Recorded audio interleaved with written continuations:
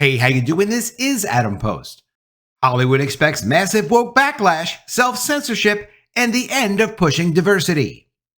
What changed? What's the big difference? Well, according to The Wrap, Hollywood braces for a woke backlash in the wake of Trump's election.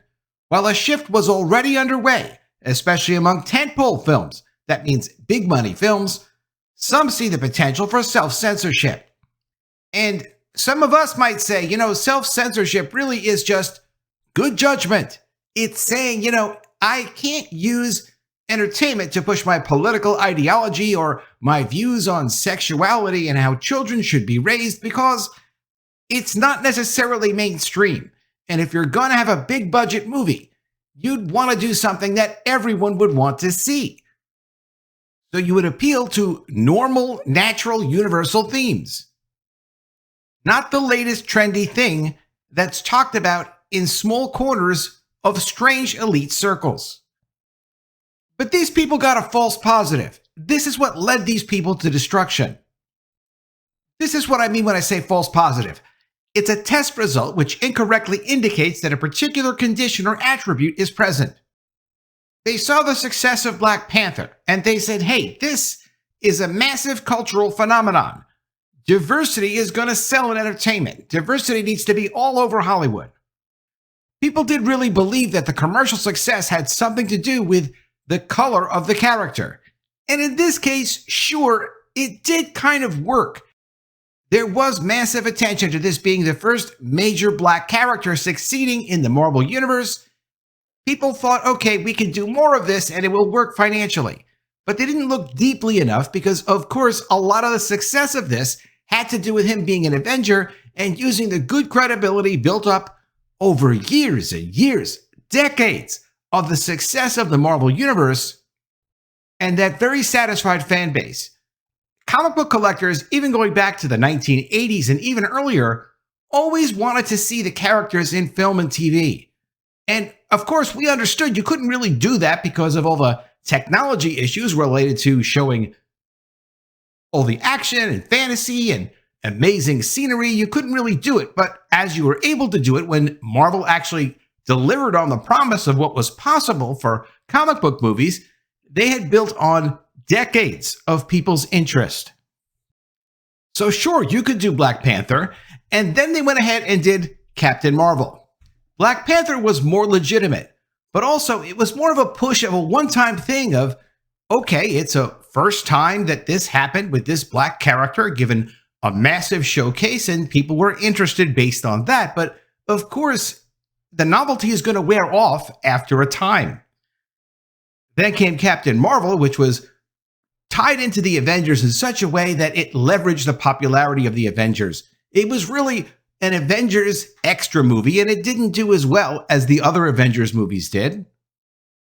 But for this to have sent a message that, oh, okay, we can now indulge all of our greatest wishes to try to push our progressive agendas. That's the message that was the false positive. It was not reality. And the real wake-up call and how it wasn't reality was the results of the Marvels in 2023, doing only $206 million worldwide. Coming off of the prior movie, the original movie doing $1.1 billion, it was clear it's not that people were that interested in the character. They were following the Marvel Universe because they cared about the Marvel Universe. Once they used up all the credibility of the Marvel Universe, they ruined the Marvel Universe. Though we will say Deadpool and Wolverine was successful, and it looks like Disney is trying to resuscitate Marvel. We'll see what happens. Hollywood, overwhelmingly liberal, is weighing the potential backlash to its business of a second Donald Trump presidency and a right-leaning electorate. What do they mean, right-leaning electorate? Well, Donald Trump did win the election for 2024. He also won not just the Electoral College, but the popular vote. Which is to say, at least from the people that voted, there are more people that support him and his points of view and the policies that he's putting forth than support the progressive agendas.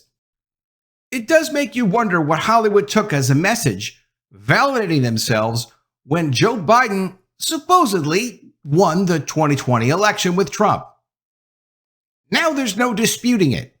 Trump won, and he won beyond the Electoral College. After many years of embracing left-wing values, diversity, and inclusion in Marvel and Star Wars storylines, empowering women in superhero movies and animated kids shows, Hollywood may find itself tipping rightward as the winds of change blow through the country. It's a shift away from wokeness that was already underway, but some of the industry are clearly concerned.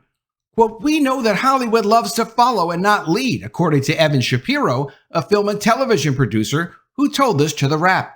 "It's very likely you see more of Jake Paul, more of Joe Rogan, more of Zachary Levi, more of Roseanne Barr. More of the right-leaning, conservative-leaning creator economy will get more airtime because that stuff clearly works." On Friday, a producer and former talent manager noted on Twitter that the experience of putting together a new movie has been painful because of the current environment in Hollywood where fear is rampant. "But I'm a filmmaker, I need to lead by example. The audience is out there, we just need to figure out a way to reach them. I'm hoping there are distribution innovators dreaming of new paths." Which is to say, you could take your absurd woke garbage nonsense that really doesn't appeal to almost anyone and forget about making that film. People don't want to see that anymore. There was a time people were curious. That was a long, long time ago. That ain't now. And this is what these people miss. If they had allowed the culture to continue the way it was continuing, to just get bigger and more successful, there would have been room to tell small stories of little progressive ideas or diverse ideas that didn't take away from the major mainline stories. Marvel didn't have to do this. Marvel didn't have to ruin themselves. Star Wars didn't have to ruin themselves. If you want to tell the story of a female Jedi and you allow Star Wars to be what it is and you don't try to take it away and swap it out for another gender or sexual preference, you could have put a small story in that content. And people would have actually had interest to look at that small story because it was part of a larger successful pattern, a larger successful story and universe. There's room for almost any kind of story. But if you go and you swap out what the project was all about in the first place, you swap out what the story and the movie and the characters were all about, what they focused on, the things that made the characters distinctive within their environment, that specific, special environment, then you're going to lose everybody. In the days after the election, The Wrap spoke to talent managers, producers, directors, and consultants to get their own take on how a rightward lean. In the days after the election, The Wrap spoke to talent managers, producers, directors, and consultants to get their take on how a rightward lean could impact Hollywood output. Their opinions varied, with some rejecting the notion that entertainment will be a target, while others insisted that, target or not, Hollywood will find a way to produce and distribute diverse stories. And now they're really trying to figure out how can they fit their little diverse stories in here and there and whatnot, because they know they've all gotten the message. This is not going to continue. This is not going to happen again. This is over. There is a place for diverse stories. It's in the small corners of other successful projects, not at the top of other successful projects. Quote, "Hollywood won't be a target," said one top talent agent. "To think that they'll be specifically targeted is hubris personified. If they make good films and TV shows like Top Gun, Twisters, It Ends With Us, and Yellowstone, that appeal to mass audiences rather than niche New York City and LA audiences, they'll be fine." They know this. They know there's a market for that. What they're concerned about is losing the pole position, losing the number one control position of the culture. It's not theirs anymore to play around with. It really hasn't been for years. They've been deluding themselves, but there's no way to escape it anymore. And the decision makers, the guys who write the checks to make these productions, are letting everybody know. Emmy-winning producer Rob Eric noted his company Scout Productions debuted some of the biggest hits during the first Trump presidency, including Queer Eye, now the longest-running show on Netflix. But whenever you try to stifle the voice of a very loud and very prevalent community, it just gets louder and harder to stifle. According to Eric about the reboot of the reality makeover series in 2018. Quote, "It's like a dam, right? You can only hold that water back for so long." And the same could really be said and is being said especially by me, about making normal movies and normal TV shows based on normal concepts and established brands. And that's what's happening. Trump and Republicans like Florida Governor Ron DeSantis have repeatedly pushed back on woke culture as a core part of their political strategy. The president-elect has stated that he will push to defund National Public Radio and PBS and potentially restrict the award and renewal of FCC licenses. The issue with National Public Radio, PBS, these are publicly funded media organizations, and they're extremely one-sided. So the issue is, why should the American people be paying their tax dollars to fund something that's a completely one-sided point of view? Obviously, the other side does have some legitimacy because they just elected a new administration. And not just by the Electoral College, by the popular vote. And those FCC licenses are about media companies getting involved with elections, getting involved with public policy, getting involved with telling the public what their reality is, what's going on in their life. Some of those are financial and some of those are life and death situations. And not having a requirement to tell the truth. That's a much more difficult issue. It would be nice to see media announce whether or not they are opinion or they are news journalists, but that's a complicated situation, and I don't have an easy answer for that one. This has some Hollywood veterans fearing an industry that becomes compelled to engage in self-censorship, which you could also call good judgment. Just don't disrespect the large population that actually just picked the next president of the United States. Quote, these studios should not be surprised when they get a knock on the door and they find out that there's going to be a new code for movies and television shows that are going to be broadcast nationally, according to Shapiro, referring to Hollywood's self-imposed Hays Code from 1934 to 1968, which severely restricted profanity, suggestive nudity, suggestive drug use, and ridicule of the clergy. But as they just stated, the Hays Code was something that was self-imposed by the industry, not by the government. And it's possible, though, of course, that they put that in place because they didn't want to get regulated by the government. But there is zero chance that a new administration is going to go around telling Hollywood, you need to make this show, you need to make that show, you can't make this show, you got to make this movie. They're not going to get involved in those details. But they could just decide to say, look, we're not going to fund these public media outlets like NPR or PBS if you're one-sided. That's over. And a lot of people would like to see that.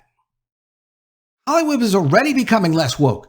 Diversity programming in Hollywood kicked off largely during the Me Too movement, which took off in 2017 with the revelations of sexual misconduct involving former mogul Harvey Weinstein. We should say Hollywood mogul Harvey Weinstein. By 2022, 31 of the top films featured an individual from an underrepresented racial or ethnic group in a lead or co-lead role, according to the Annenberg Inclusive Initiative that actually goes and tracks the race, gender, sexual preferences of everyone that appears in film and TV shows. And that's a full-time job for them. In the wake of Black Lives Matter, major companies, including tech titans Amazon, Google, Netflix, and Apple, became more publicly willing to wade into heated local and national debates over increased diversity, equity, and inclusion.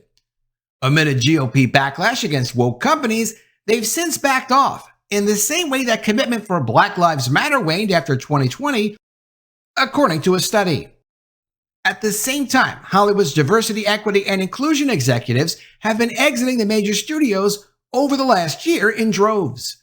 They've been driven out and not replaced with people that would do the same things. So it's not surprising that over the past year, Hollywood has been shifting to more conservative output, or at least more heteronormative output. What is heteronormative output? It's just normal output, normal stories, normal movies, not trying to convince you of anything or trying to affirm anything that you didn't already know was true.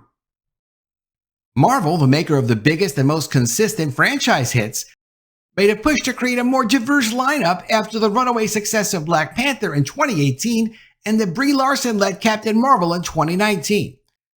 They didn't really make more of a push to create a more diverse lineup. They jettisoned all their white male superheroes because they were white male superheroes and thought that maybe the people who had been following this for decades wouldn't notice or wouldn't care because They have that little box that says Marvel on it, and that makes it a Marvel movie anyway. And you're always going to trust the guy who owns the brand, right?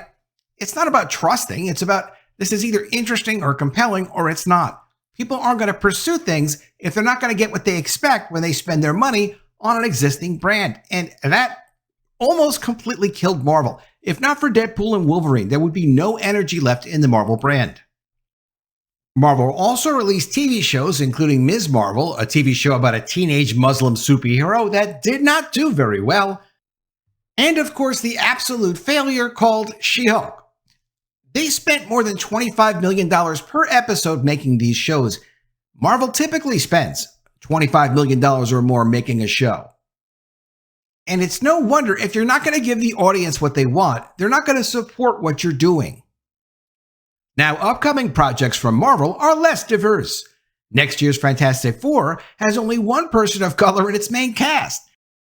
After Jonathan Majors was jettisoned as the main villain for the upcoming Avengers movies over his domestic assault charges, whoa, those weren't just domestic assault charges. He was convicted of domestic assault. They always try to protect their own. The Hollywood people. And he wasn't dropped until he was convicted. After he was convicted, he was dropped. And it's not just Marvel cleaning up their act. Most of the main characters of Warner Brothers and DC's Superman reboot are white, a contrast from Zack Snyder's diverse Justice League lineup that included Jason Momoa and Ray Fisher. After the previous regime cast Sasha Calle as the first Latina Supergirl in 2024's The Flash, new DC heads James Gunn and Peter Safran cast Millie Alcock as the main character for their rebooted solo Supergirl film. And Batgirl, a $90 million film that starred Dominican actress Leslie Grace, was shelved entirely by Warner Brothers. They didn't just shelve it, they burned it, they destroyed it. They said, we'll take the loss on that one. Because it wasn't worth putting out. It wasn't worth risking the brand of Batman to put that out, which is why they probably should have stopped Joker 2 before it got out. But that's another story. Then there's Star Wars. Racist backlash to Moses Ingram's character in the Obi-Wan show became a powder keg for online criticism and prompted Lucasfilm to speak out directly on the attacks. The racist vitriol returned when The Acolyte, which focuses on the relationship between two black female leads and their non-white mentors, premiered this year. There was no racist backlash to The Acolyte, and pretending that it was racist backlash doesn't make it true. It wasn't any good. People did give it a chance. Anytime you put the name Star Wars on something, many people will give it a chance. If it's not good, it's not going to get rewarded just because of the skin color, the gender, the sexual preference, or the religious affiliation of the people that work on the project. Disney did not renew The Acolyte for a second season. It was the first Star Wars show to be canceled under Kathleen Kennedy's leadership at Lucasfilm. Prime Video's Lord of the Rings series also faced backlash for its diverse casting and its overall attitude. It's not the diverse casting, it's how you handle the characters and how you handle the storylines. Hollywood's biggest franchise plays and IP-driven films and shows, which is where it puts most of its money, are getting less diverse. Quote, look at the backlash to Little Mermaid or Lord of the Rings, said a different top manager. This is only going to increase post-election. The Little Mermaid, where you took a character that was a white character with red hair and you changed that to a black character because you didn't even admit you were trying to do a race swap. You just said, hey, I don't know, she was a good singer. We just put her in the role. At least you could be honest with the audience if you want the audience to accept what it is you have to say. Although that wasn't going to save The Little Mermaid. Hollywood is now forced to deal with the fact that people didn't want to support their idea of reality and the worlds they were trying to produce. They didn't want to see any of their favorite characters, any of their favorite brands, the things that they're excited about, replaced with diverse options or whatever it was they were trying to do. No one has an objection if you want to have a little character over here who happens to be diverse, doing this progressive, diverse thing in the background, as long as you give them what they expect when it's a conservative or normal brand.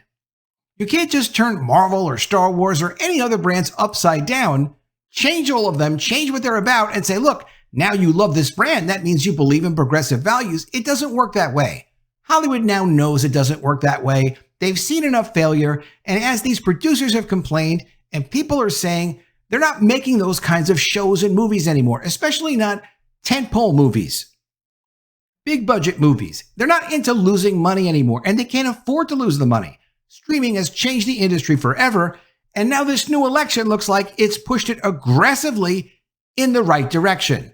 No pun intended.